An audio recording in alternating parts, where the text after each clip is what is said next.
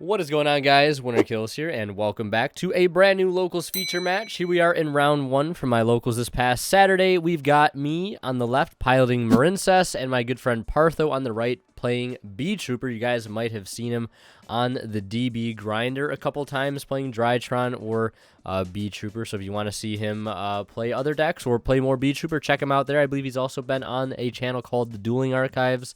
I'll try to link some of those videos down below so you can see how he pilots this deck outside of this particular video. But as we get into it, I want to take a look at the poll results here to see who you guys thought was going to win this particular match. And just about 150 votes as I'm recording this. And it's a 60-40 split between Beetrooper and Marincess, 60% going to Beetrooper and the other going to Marincess. So let's see if you guys are correct this time around.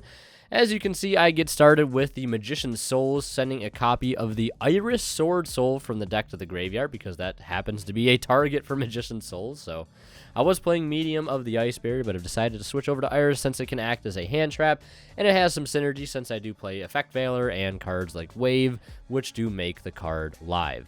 And I do have a really good normal summon in that of Blue Tang.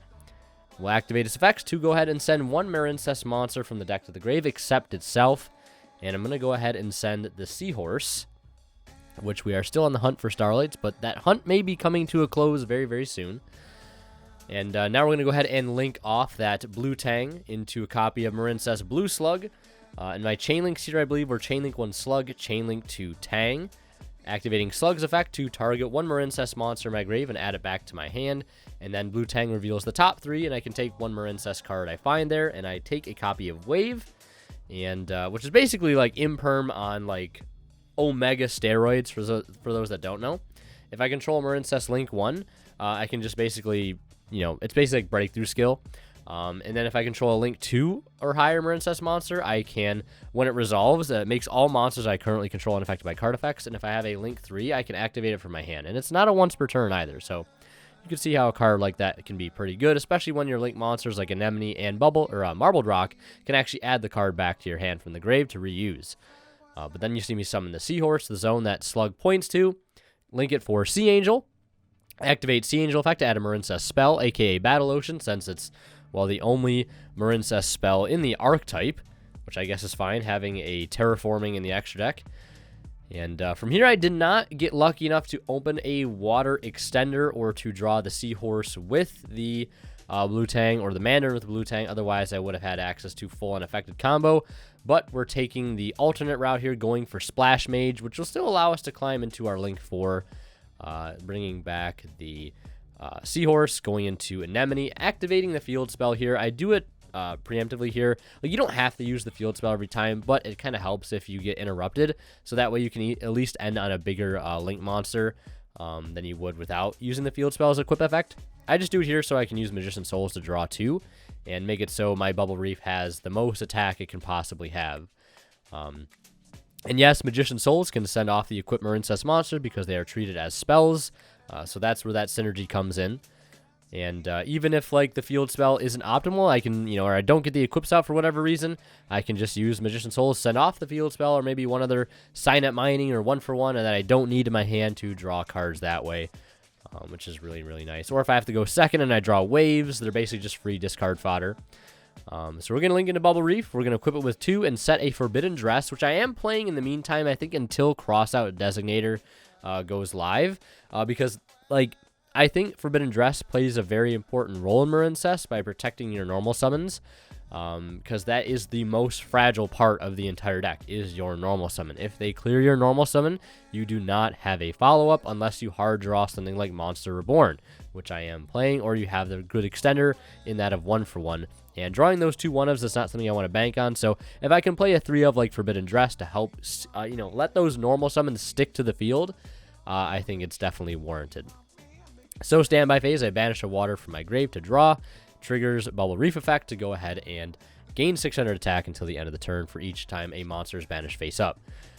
So my opponent normal summons the Scout Buggy, and thankfully to a lot of DB grinding and just watching footage of this deck and playing against it in real life and testing, I'm very familiar with what a lot of these cards do. I think the deck is actually really, really strong, especially if you're like unfamiliar with what the deck is doing. I know it tends to be that way for a lot of, in quotes, rogue decks or up-and-coming decks.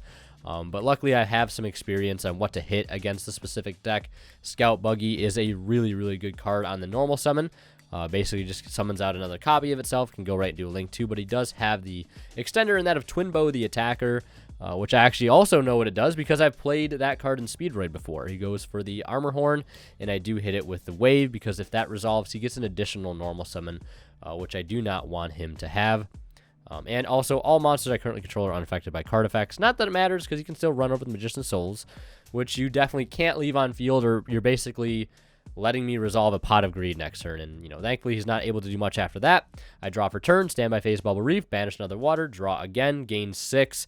And this Bubble Reef is currently at 4,600, gaining 600 for each equipped Marincess, 200 from the field spell, and then an additional 600 since a monster was just banished face up. I'm going to use its effect now here in the main phase to discard a water to bring back a banished Marincess monster. In this case, it's going to be Anemone. And the reason I like bringing out Anemone, and I always leave it in the grave to banish, is because it's just a really good card to bring out on your next turn. It's a link 2, helps you step up into transcode, has a good arrow scheme for transcode as well, so you can get the co-linked benefit from transcode to make it so it cannot be targeted, and of course it gains that attack as well. And if, you know, you're not able to get into transcode for whatever reason, it's just a monster reborn on its own to climb into Marbled Rock, and when you link it off, it can recycle resources like, in this case, Wave, which I am going to recycle here as I go into the transcode. And my opponent is going to sort of, you know, see the writing on the wall and go ahead and admit defeat, you know, knowing that the almighty access code is on the way. And as we head into game 2 here, I want to mention a quick shout out to Imperium Duelist. If you guys are interested in picking up amazing playmats, sleeves, deck boxes, dice, binders, backpacks, and more, check them out at the link below. And you can use my discount code WinnerKills10 off at checkout to save 10% off your entire order and support the channel in the process. And if you guys are buying anything on TCG Player, please do not forget to use my affiliate link down in the description below. You'll find it in the description of all my videos. If you guys shop and check out using that link, a small bit of the revenue from your purchase will go right back in the channel and helps out a ton. Seriously, low effort way to support the channel, no extra cost to you guys, so definitely check it out next time you find yourself perusing the TCG Player site. So getting back to the match here, my opponent obviously deciding to go first this time, as he is playing a, I would say, a relatively you know, going first style combo deck. Starts with the Galaxy Worm, which is a great piece of Galaxy support, if you will. And brings out another copy of Galaxy Worm. I haven't seen Galaxy Worm played since, like, I want to say Goki format. People are using it as a one-card MX Saber Invoker. So it's really cool to see that card being teched here into my friend Partho's deck list, aka Silly Goose Express. But yeah, he's going to go ahead and go into the Armor Horn Beetle. I do have the Valor for it again because I know that's just like basically like Brilliant Fusion, gives him an additional normal summon of an insect monster, so I definitely don't want that resolving.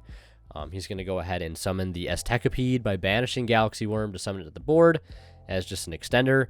He does have Resonance Insect and a Harpy's Feather Duster in hand, and I think that might be a Sting the Poison. I could be wrong. I know there is a pretty heavy Battle Wasp engine within the deck. Yeah, it looks like Sting the Poison, or it might be Arbalest. I'm not entirely sure. But the Phantasme will come down. I draw 2, and the hand's pretty stacked right now, to be honest. Like, really, really stacked. And of course, we have the Phantasme protection from things like Effect Veiler and the like. And I think I top deck a Magician's Souls, or I might have drawn another copy, but we use the Magician's Souls. Go ahead and dump the Iris Sword Soul, which again, so good as a you know, ascend target for souls. I know a lot of people are going to be asking for the new deck profile, because yes, I did just get first with this deck a few weeks back. And if you want to see the profile, I'll leave a link to it up in the top right. But the list is definitely a lot different now. And you guys will have to wait till, I want to say, like episode 2 of One Deck a Month to get the full deets on the changes. So yeah, that's going to be going up on Saturday, I believe, next Saturday. So stay on the lookout for that. Make sure you're subscribed, by the way, if you want to get the notification. Yeah, notifications on, all that stuff. If you want to know when that next video goes live, so you can get all the details. We go into the blue slug here, and obviously Chainlink 1 slug, Chainlink 2 Tang. Usually in this case, I'm chain blocking slug because the add back is more important than the add from Tang. Because like I need that extender back in my hand in the form of slug. So we want to chain block from Bell, if at all possible.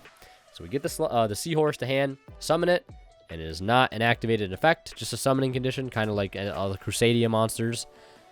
So you don't have to worry about, like, if they called by your Seahorse, you can still summon it from your hand, because again, it is not an effect to summon the Seahorse that way. And we link into Sea Angel, French copy, by the way. And then we activate the field spell, link here into the Splash Mage. Normally, if I had, you know, a water extender like Mandarin, I would have summoned the Mandarin already, then made Crystal Heart to get into the unaffected board, but just didn't have the cards to do it. And then we go into Splash Mage, and then into Anemone, and then we use Splash Mage effect here to go ahead and, well, Splash Mage or Anemone, we're going to use in a moment, but we use the field spell to equip both Slug and Sea Angel. And then we're just going to use the Magician's Souls here, Pot of Greed mid-combo. Looking for any other extenders or hand traps. We draw into Talents and Nibiru. Pretty good cards to have here. And then we're going to go ahead and use Anemone now. Finally, to bring back Splash Mage, step up into the Bubble Reef. And Chainlink 1 Anemone, Chainlink 2 Battle Ocean. Not once per turn, by the way. We're going to equip both the Slug and the Sea Angel. And Anemone will add back our starter for next turn. And, yeah, that's one of the best things about this deck. Like, a lot of your starters and extenders, like, you can oftentimes just get them back at the beginning of your combo. Or at the end of your combo, which is really good. Like, starting every turn with a card like Blue Tang is so incredibly good. And if you don't want to get locked into waters, like, you can just link it off for, like, a Sea Angel, which I play too. Or you can link it off into a Slug. Not use the Slug effect so you don't get locked to waters. But just use the Anemone or the Mandarin. My bad. The Blue Tang, messed it up twice, to try just dig into waves or thing like that. Because then once you start getting wave cycling, like, your opponent really isn't going to be able to do much. And just swing over his two monsters there with Phantasme and Reef, setting another Dress and pass turn. Standby phase comes around. We banish an Anemone, and we draw a card, gain 6. So we're at our 4,600 monster, and my opponent does have the Harpy's Feather Duster, which kind of hurts. Not so much, though, just because, like, Field Spell is not really doing too much for our Bubble Reef, just because, like, we don't have the unaffected board. So the Feather Duster here really is not the greatest, but I am going to chain that set Forbidden Dress that I had, targeting the Bubble Reef, making it so it cannot be targeted or destroyed by card effects this turn, but it'll lose 600 attack. It is gaining 600 attack via its own effect right now, so it would put it to 32, but of course it is losing 600, so it's basically still at 26, like nothing ever happened. But this deck luckily likes to banish quite a bit off of the Armor Horn, off of the Resonant, or not Resonance Insect, but what is it, the Aztekapede or Doomdozer if they're playing that, so they do banish quite a bit. So he's going to normal summon the Arbalest. I believe that's Arbalest, Battle Wasp. And then he's going to revive Galaxy Worm. Basically kind of like an Altair or a Wolfbark effect. And then there's Twin Bow at the attacker in the hand, which can just summon itself to the field if he controls a insect monster, I believe. Or it can just summon itself, and then I think he gets locked into summoning insects the rest of the turn. And then he's going to link into the Insector link, which I actually don't know the name offhand. And he's going to be able to equip Resonance Insect from deck. Resonance Insect is a pretty crazy card for this deck. I believe it gets an effect when it is sent to the grave and then also banished. I'm just going to actually pull it up real quick just so I don't incorrectly say what the card does. Basically, it's sent from the field to the grave. You can add a level 5 or higher insect-type monster from your deck to your hand. And then if it's banished, you can send an insect-type monster from your deck to the graveyard. So here I kind of make a misplay, I want to say. I don't know if I really would call it a misplay. Maybe a misplay, or yeah, I would consider a misplay, just because, like, I didn't understand the effects of Resonance Insect here. I kind of had them mixed up. I thought the banish or the banish effect of Resonance Insect was much better.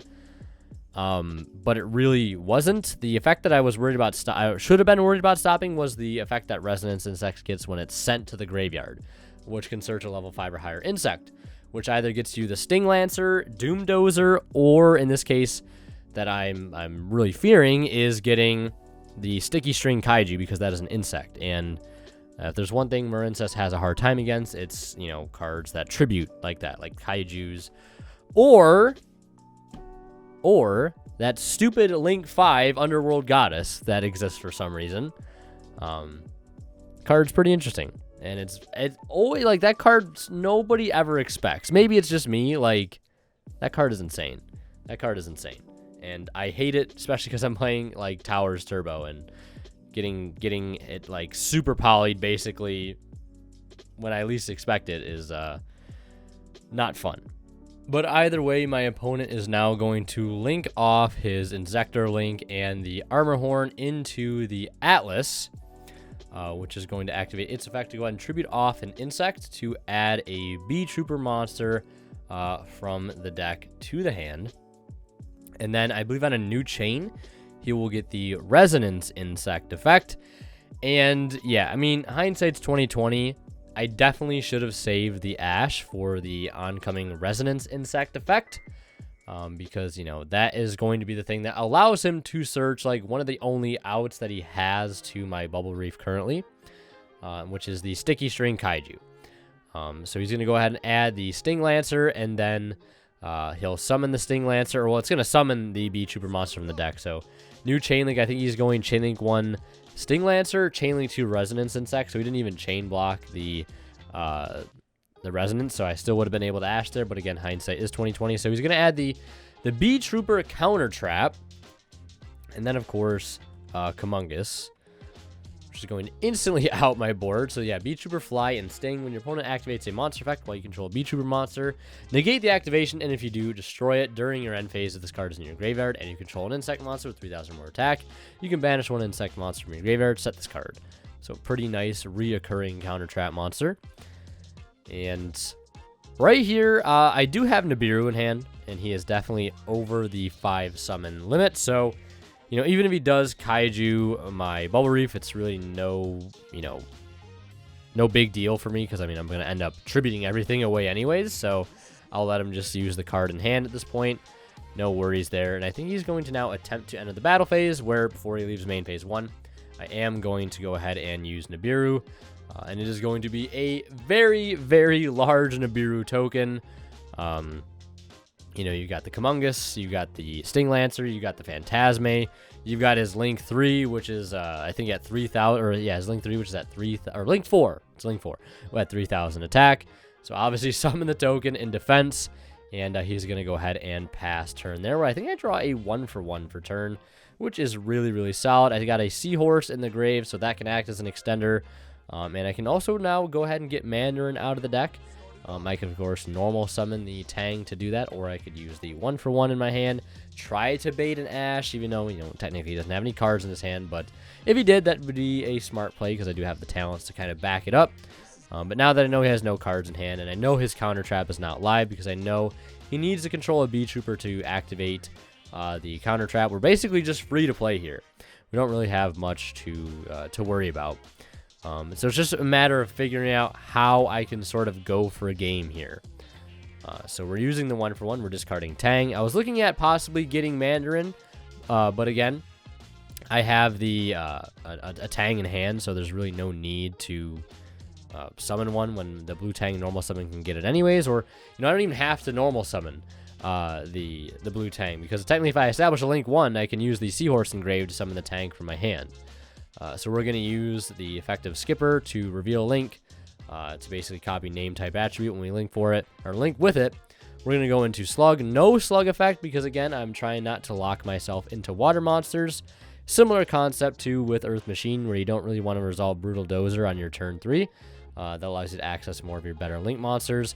We're going to use Scripton here, strategically banishing the Splash Mage, so when I link off with a Scripton, I can go ahead and recycle it back to my extra deck. It's one of the things I love the most about Scripton in this deck, is it just lets you recycle pretty much any Cybers monster in your entire deck. In late game, that helps out a ton for cards that you normally can't put back off of Anemone and Marbled Rock, like Splash Mage. Or you can even recycle Access Code with it. You could even recycle Transcode Dog with literally any Cybers monster, so long as you banish it off of Scripton.